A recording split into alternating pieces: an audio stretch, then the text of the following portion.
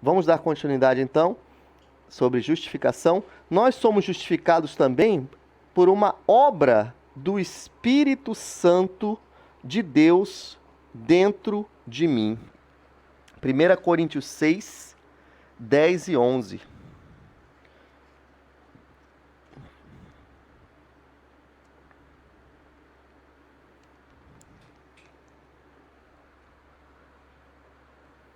Primeira Coríntios 6, 10. Só retificando, vamos ler então 1 Coríntios 6, de 9 a 11. Depois nós vamos ler do 17 a 19. Ou não sabeis que os injustos não herdarão o reino de Deus? O que significa injusto na Bíblia? Aquele que não pratica a justiça de Deus. Eu volto ao mesmo assunto para que isso fique muito bem entendido entre nós, de acordo com a palavra de Deus. Já falamos anteriormente que a nossa tradução, em alguns pontos, a tradução em português, ela perde muito conteúdo espiritual devido à tradução que foi feita. Por quê? Eu explico de novo. A palavra justiça na Bíblia, em inglês, tem dois significados. Justiça e uma outra palavra que é righteousness, que significa justiça da parte de Deus.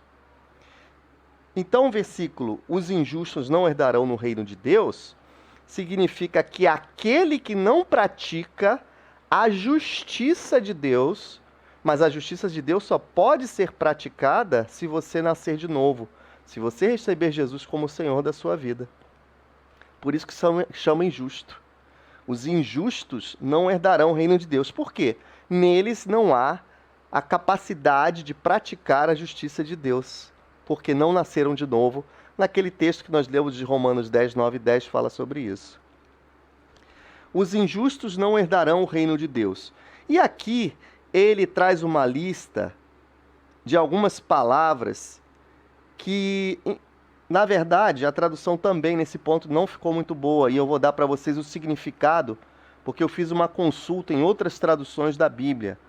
Mas eu vou ler primeiramente na atualizada e depois vou dar uma versão mais que dá para a gente entender, né? Porque são termos antigos do século XVIII, né? Ou não sabeis que os injustos não herdarão o reino de Deus? Não vos enganeis, nem impuros, nem idólatras, nem adúlteros, nem efeminados, nem sodomitas, nem ladrões, nem avarentos, nem bêbados, nem maldizentes, nem roubadores herdarão o reino de Deus.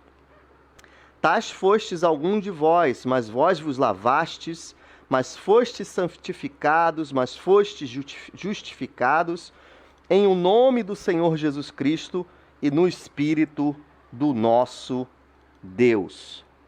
Então vamos entender essas palavras que estão aqui, né?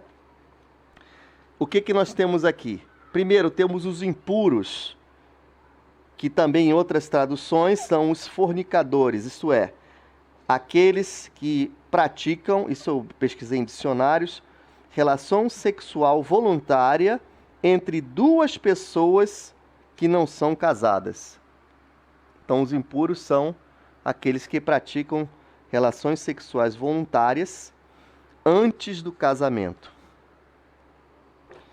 Nem efeminados, nem sodomitas. Efeminados são aqueles que, aqui nós temos efeminados e sodomitas que têm relações sexuais ativas ou passivas com homossexuais. Então aqui nós temos duas características, né? Passivas ou ativas. É porque quando você lê, na verdade, nós temos aqui o quê? Nós temos dois termos que ninguém consegue compreender, né, de uma forma completa: efeminados e sodomitas. E agora você já sabe o que significa. Tem outra versão que também fala sobre efeminados ou sodomitas, se entregam a práticas homossexuais de qualquer espécie. Não é uma questão de ser opinião do pastor ou opinião de pastores. Meus irmãos, isso aqui está na palavra de Deus. Não está em nenhum outro local. Está na palavra do Senhor. Vamos dar continuidade então. Os outros textos falam: nem ladrões, nem avarentos. Ladrões, você sabe o que são ladrões, né? Ladrões são ladrões, não só que roubam, assaltam e também que furtam coisas, né? Não herdarão o reino de Deus. Nem avarentos. Avarentos são aqueles que se apegam ao dinheiro de tal forma que o dinheiro é o objetivo final da vida deles. Não é questão de fazer economia de alguma coisa. Fazer economia é interessante numa sociedade em crise. Mas a avareza é quando o dinheiro está acima de qualquer outra coisa. Nem bêbados, em outra versão falam, aqueles que são viciados em álcool ou outras drogas. Nisso, na questão do bêbado, está também incluso aqueles que estão viciados, né? Nem caluniadores. Os caluniadores, eles estão também fora do reino de Deus. E eles estão classificados juntamente com os outros pecados. Estão classificados como os adúlteros, como os avarentos, como os ladrões, na verdade, né? Nós temos aqui, então, os caluniadores. Quem são os caluniadores? Aqueles que falam mal dos outros. E o que nós temos visto, pessoas dentro de templos falando mal dos outros, lideranças, pastores, pastoras, falando mal de outras lideranças, fofocando, pois é, eles estão no mesmo pacote dos ladrões, no mesmo pacote dos avarentos, dos adúlteros, dos impuros, dos idólatras. E é engraçado porque o povo dito, né, evangélico, eu não gosto desse termo evangélico, eu falo discípulo de Jesus, mas eu vou me referir o povo que frequenta os templos, o povo que frequenta os templos, eles falam mal dos idólatras, falam mal dos bêbados, falam mal dos homossexuais, mas eles mesmos falam mal dos outros.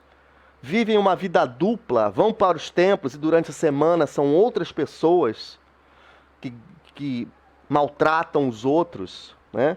Então eles estão classificados juntamente com essa relação que nós temos aqui. Essas pessoas que têm essas características vão herdar o reino de Deus? Não vão herdar. Mas o que eu quero chamar a atenção é que essas pessoas estão classificadas exatamente como todas as outras. O caluniador, ele é tão nocivo quanto qualquer um outro dessa lista. Mas o que Jesus fazia? Será que ele, quando esteve aqui no seu ministério terreno, ele não se misturava com essas pessoas? Pelo contrário, Jesus comia com todos, com os cobradores de impostos, que eram a escória da sociedade judaica. Ele sentava com prostitutas, com os glutões, e os fariseus, os religiosos, ficavam: olha, esse homem pecador, ele está comendo com pessoas da mais baixa camada social, olha como ele é. Nós temos a mesma coisa hoje em dia nos templos. Se acusam as outras pessoas e se vive uma vida totalmente dupla. Hoje em dia há essa polêmica, nós não vamos entrar nisso aqui, do homossexualismo. Tem um monte de gente que publica no Facebook a favor, outros contra, mas esquecem que elas estão no mesmo nível de todas essas características aqui sem Deus, das pessoas sem Deus.